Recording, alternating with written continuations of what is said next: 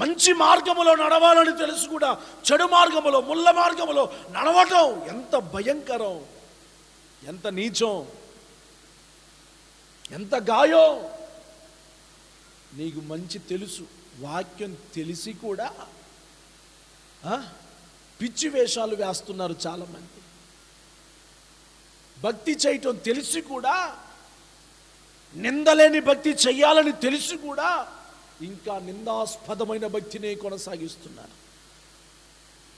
ఇంకా నువ్వు పాపములోనే మిగిలిపోయి ఉంటే ప్రభు నిన్ను పూట పిలుస్తున్నాడు. ఇక నేను నిన్ను బాధపరచనయ్యా, ఇక నేను నిన్ను గాయపరచనయ్యా, ఇక నిన్ను మరలా నేను సిలువకు అప్పగించను ప్రభా, నేను నిన్ను సంతోషపరుస్తాను. ఆమేన్. నువ్వు దేవుని సంతోషపరచో.